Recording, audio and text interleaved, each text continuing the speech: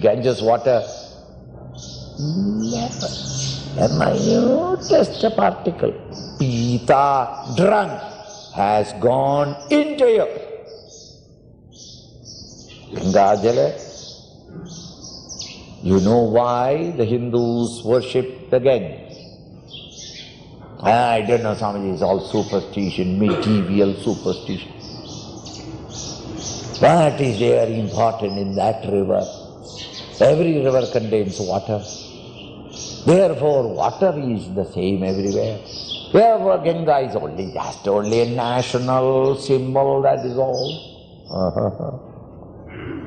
Even as a river, its waters are different from the waters of everywhere else in the world. This is the water that you can keep for 10 years in a bottle and nothing happens to it. Keep any other sample of water, especially your water in the tap that is coming. Keep it, next day morning you can count the number of worms rolling about. Waters cannot stay. But the Ganges water, 30, 40 years maybe in a bottle, and yet it is fresh. There is a peculiarity in it. Extreme oxidizing effect. Never mind. Apart from that, Ganges is a river that protects the northern India, or else the northern India, the UP side, will not be a viable, economically a viable state. But for that river, Thar desert would have conquered Delhi by now. The North Indian agriculture, as well as protecting all the North India from the erosion of, the intrusion of the spreading arms and limbs of the desert, the Sahara desert has across the river, across the ocean stretched out, and the Thar desert and the dry Rajaputana.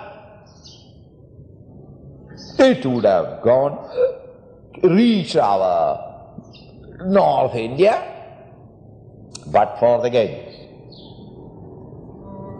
Apart from all that, look at the story of the Udbhava of Ganga. Ganges was not here.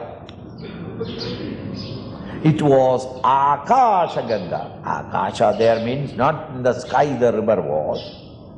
It was unknown to us, beyond our comprehension.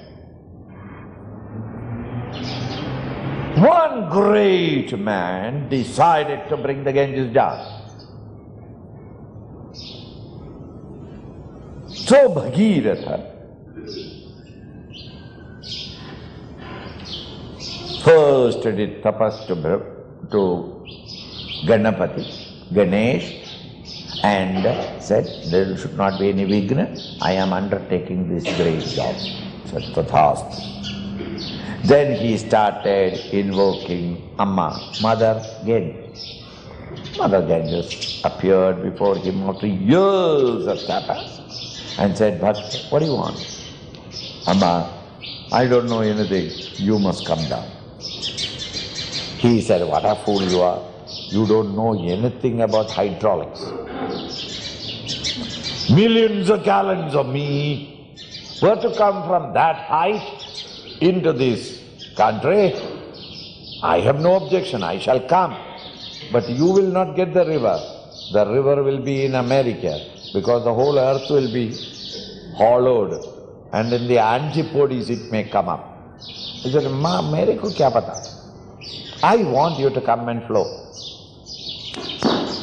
But bhai, I can't come down. Who will stop me from my coming? Mountains cannot do it. Amma, what do I know? I want you to come down. This is all my request. You tell me.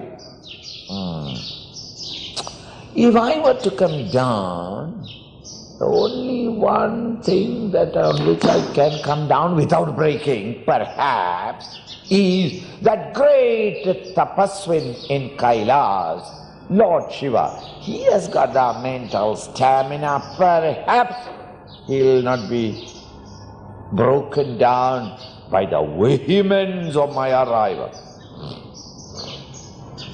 He said, all right. Dhamma disappeared. He started doing tapas on Lord Shiva. Lord Shiva tapas, you have to do it a little longer than Vishnu. Because he himself is sitting in meditation. So to disturb his meditation and wake him up is a little difficult.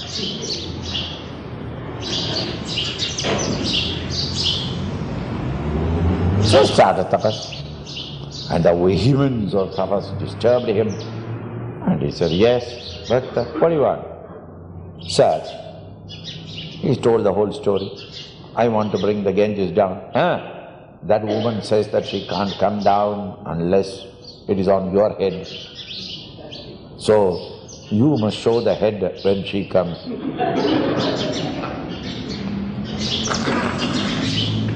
Shiva thought for a moment.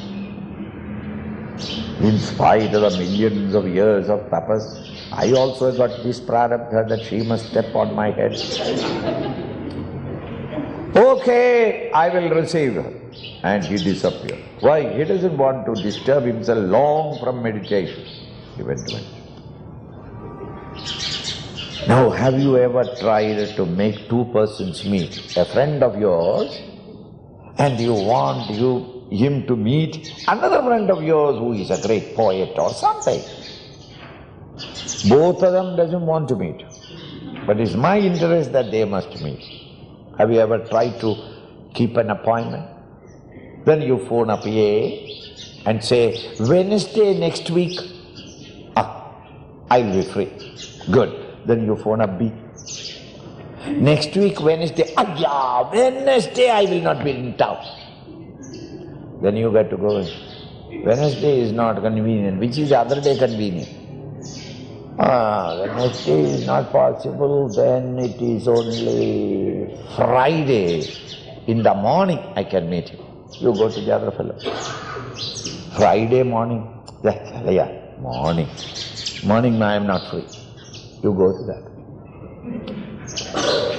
Until at last 3 weeks after, Saturday, I may be free in the afternoon. But please remind me on Friday, so that by that time I will create an excuse why on Saturday I can't come. This is how it is, two people to meet, very difficult. Now here it is, Ganga above the, above the clouds, on the sky, in the Akashaganga, and Kailasapati. I want them to meet, appointment to be made. Thus he went to Ganges went to the then to Shiva, until at last the appointment was made that at Gangotri, on a stone Shiva will be standing, on the Ganga Dasara day, and on that day Ganges will come. Lord Shiva stood there, and when she was coming down, he meditators are dangerous people. Have you seen the picture? Shiva, shameful, he looks up. He should not look up, because she is coming down.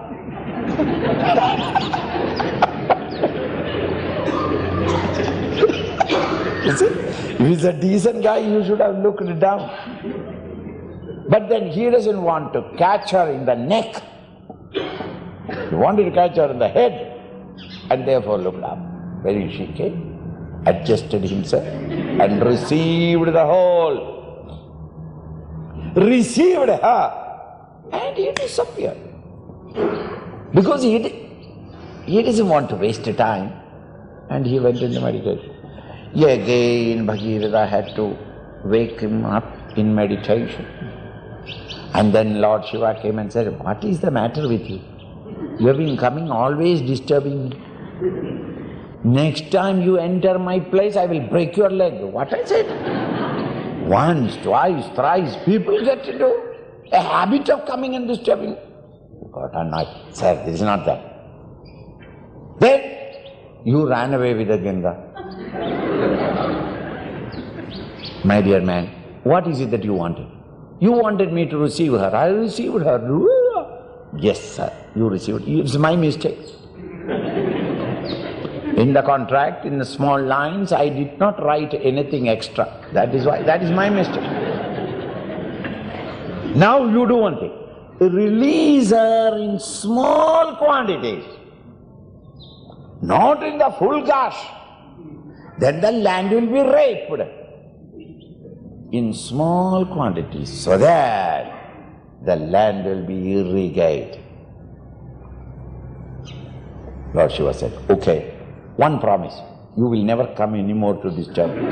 He said, I will not come. Okay, she will come now. And thus, from Shiva's jada, the Ganges is coming down. This is the story, no doubt. The Ganges is coming down. The great Rishi saw this coming and therefore he did achamanam. The whole Ganges dried up, gone into him. Again he has to do, and from his karna it is come. Never mind. Now the idea is, the whole story looks really silly, isn't it? Even children will not read the story or get excited, let alone our gross intellect. We feel like smiling, laughing. This is called mystic stories. This spiritual knowledge that there is a consciousness which is the same everywhere and that it is in the heart of every one of us was a knowledge far beyond the human comprehension. The Akasha Ganga.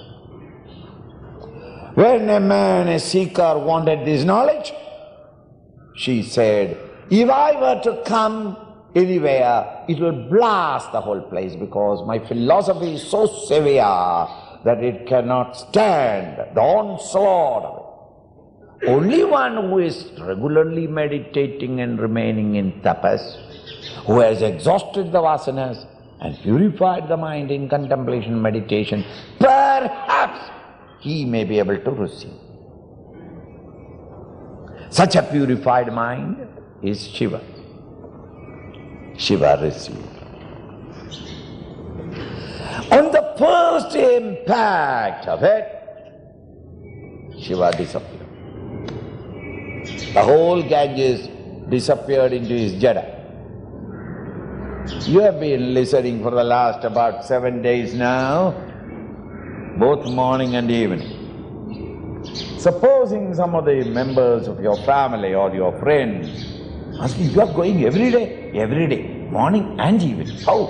Morning Bhagavad Gita, evening Bhagavad Gita and morning Bhaja Govinda. 7 days, 7 days. What was the Swami talking? Swamiji talking. Sit down, I'll tell you. Swamiji was saying, oh, beautiful it is. Swamiji was saying, wonderful talks. The 2 hours, we don't know how it flies away. So wonderful. What did he say? He was saying, Bhagavad Gita in the evening and Bhaja Govinda in the morning. Oh, I see. Then what did he say? Bhaja Govindam is of Shankaracharya. And Gita is given out by Krishna to Arjuna. And what did he say? He said, you don't know. So beautiful, I tell you. You have heard everything, it is all in you, but not a word, a phrase will come out. Ultimately, you'll have to say that. You do one thing. This evening, you come with me. I tell you, it is not your fault. Not that you don't know. You have understood every bit of it. But alas, nothing will come out of it. It goes into you and disappears. Now you have to go as Shiva did, to a quiet place and read again, reflect again and continuously. And master. Then alone you can give it out in small quantities without destroying others. So what comes out is this spiritual knowledge. So what we are talking is not that physical river, but this river of tradition, of spiritual wisdom.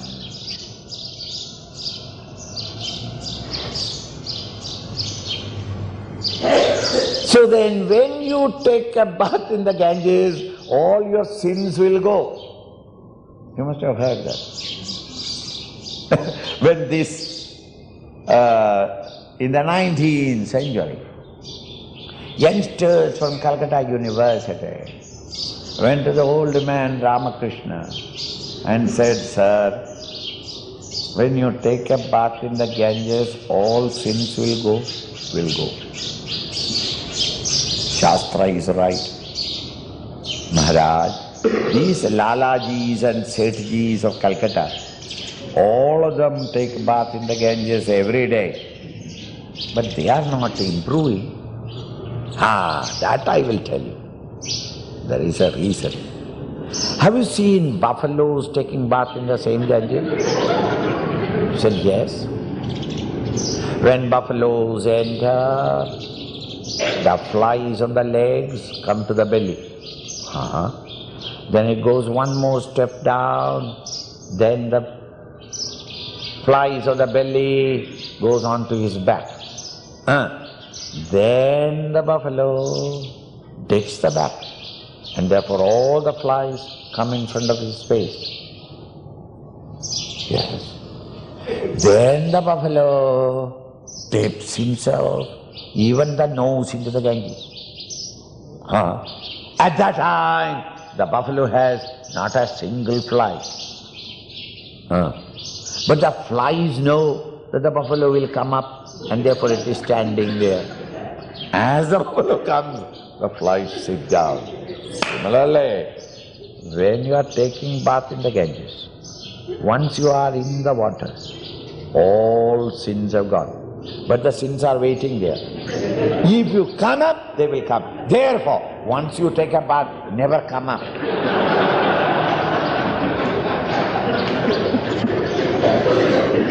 Very effective story. Now therefore it is not this gross river that we are talking, but that spiritual parambara, tradition that is coming. And those of us who have lived karma bhakti jnana yoga, through which the existing vasanas are exhausted, and the mind quietened, turned in contemplation towards the higher, as described by the great Upanishads or the Gita. And when you merge in Ganga Jala, lava, the waters of the Ganges means this great knowledge. Never, even a little. Pita, not heard, but drank and assimilated. These ideas gone into you and become part and parcel of you. Such an individual who has assimilated even an iota, one idea of the Bhagavad Gita, one who has taken even a minutest particular drop of the Ganges water. Ganges water is not merely the water, the cultural tradition, the cultural lore of this country. Even a little of the Sanatana Dharma has been gone into you. Your entire values of life change, your relationships of life change, and your entire attitude and estimate of things change. Sagada